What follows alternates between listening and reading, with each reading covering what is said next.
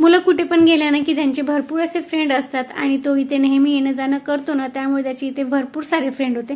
आणि तो नेहमी जाताना सांगून जातो का मम्मा मी या टाइमला येईल. तो टाइमला येत नाही, पण जाताना ना तो नेहमी सांगून जातो की मम्मा मी 6ला येईल किंवा 7ला येईल.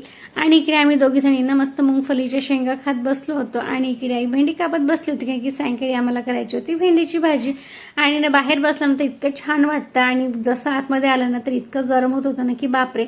तर चला म्हणतं लगे आता आपण इकडेच भेंडीची भाजी करून टाकावं, कारण की सायंकाळ व्हायला आली होती आणि ना खूप जास्त गरमी होत होती.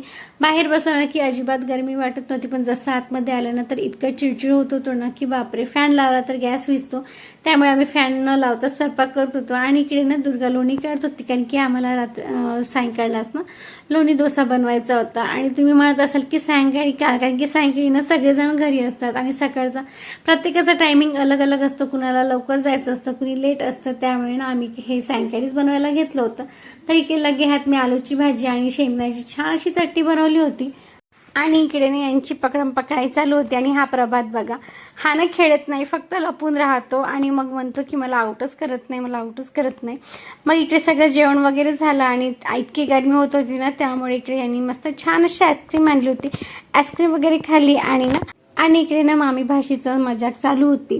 आणि दुसऱ्या दिवशी ना इतका छान पाणी आला ना, कारण की आदल्या दिवशी खूप चिडवत होता. आणि मी कुठे पण गेली ना का सिंबानं लगेचच येतो की माझ्यावरून हात फिरव म्हणून. आणि सिंबाला साचीवरती घेऊन गेली होती, कारण की तो ना तेच पाय घेऊन आतमध्ये बाहेर करत होता. मग आम्ही इथे ना हे ज्वारीचे पोहे आले होते विकायला, याचा छान असा कच्चा चिवडा केला आणि ते ना मँगो आणि खोबऱ्याची छान अशी बर्फी केली. तर चला भेटूया.